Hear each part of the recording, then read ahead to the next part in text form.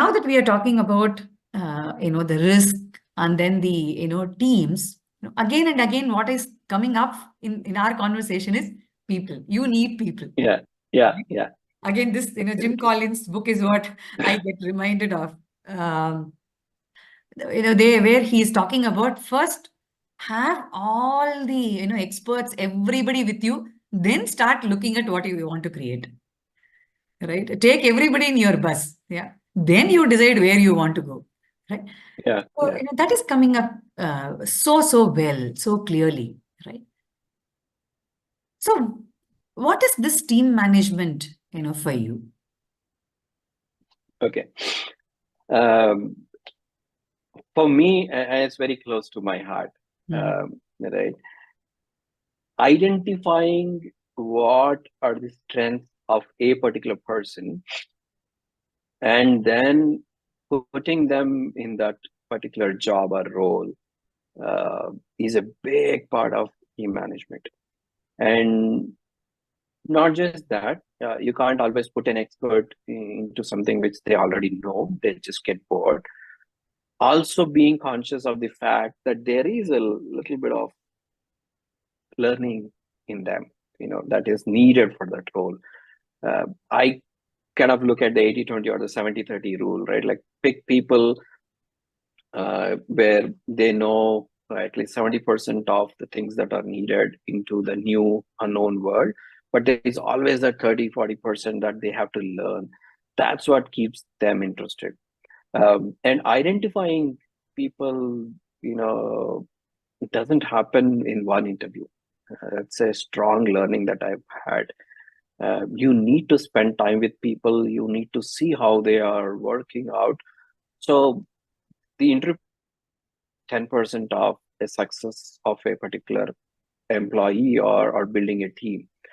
You will try to assess within that half an hour, 1 hour, and then you will place some bets and pick some people based on attitude, aptitude, a lot of other buzzwords.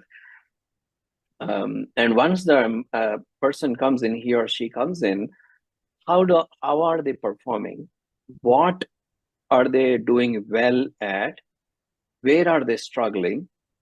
Are there things where we can slightly nudge a little, show them some better ways of doing things and bring out the potential from out of them?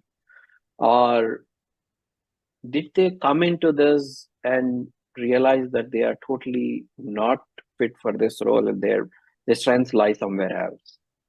Those kind of situations also arise, and as a leader we should have that risk-taking capability and commitment in people to ensure that you always take the best decision for the company and for the associate. I can give you a couple of examples that I faced in my career. Right?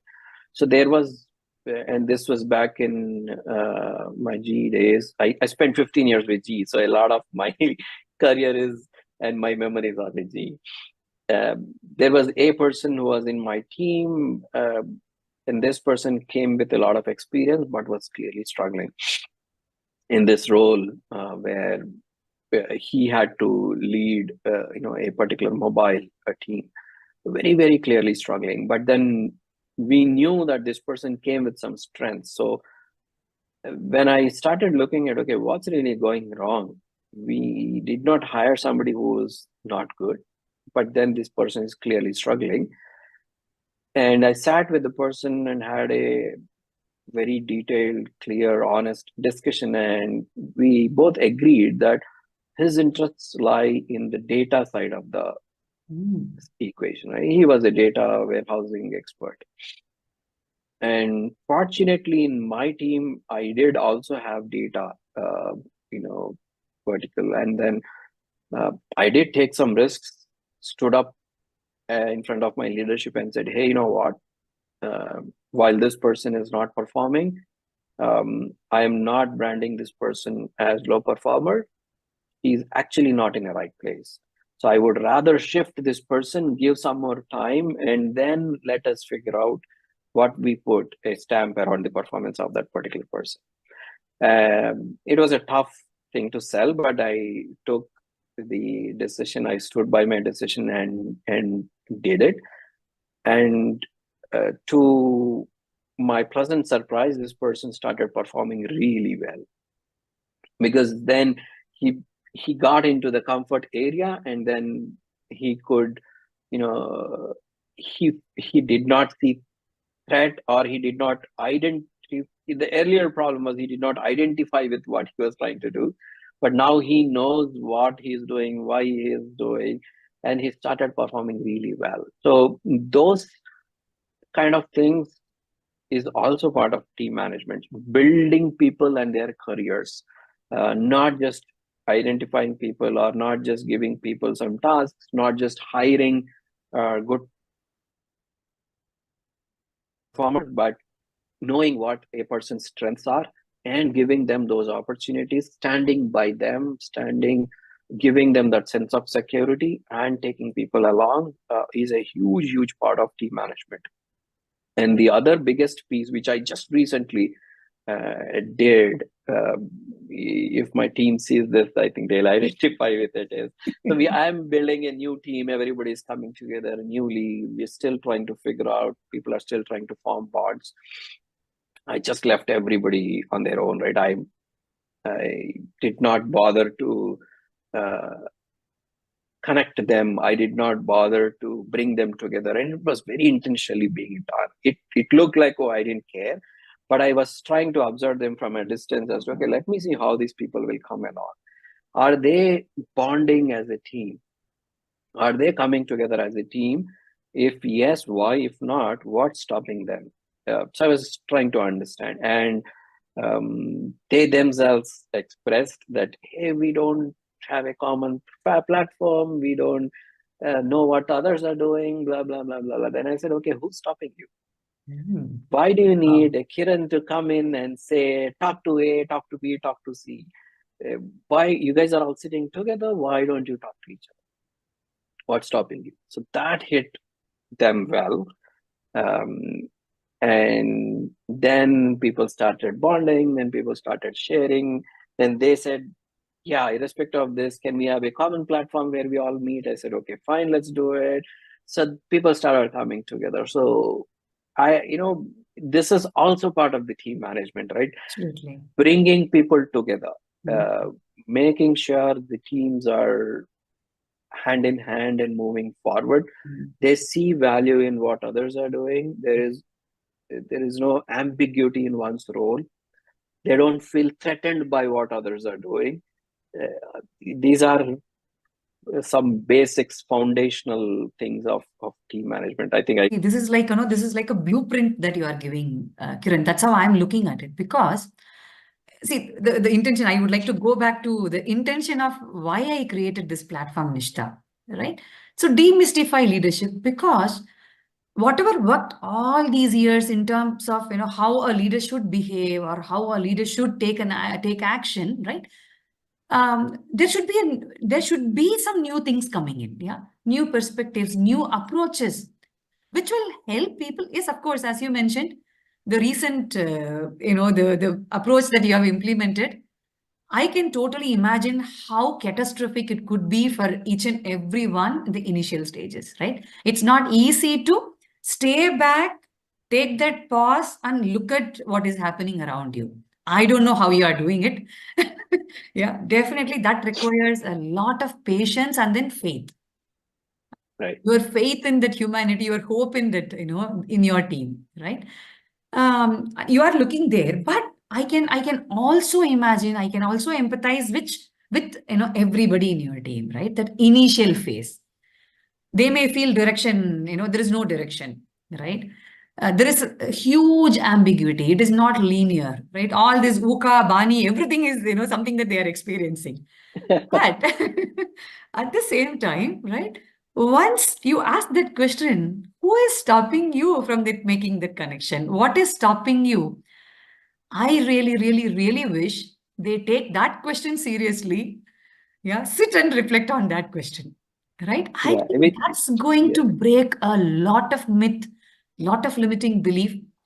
And thanks for sharing this here in Nishta, because I am sure many leaders out there who are listening to it right now, they will, start implementing it. I think there is going to be some conversation with you, from them. Awesome, awesome. And the biggest reason I took that risk was, so you went through the series of interviews, you looked at the people, their personalities, you are hiring the right, good, best talent, right? You're not hiring some average people, you are hiring the right, best people. So I said, okay, let them come together. They're not juniors, they're all seniors. Let's see how it works out. At the end of the day, if I am not even, getting into a meeting and they are managing things on their own, that is what we want. They need to feel empowered. They need to feel that ownership.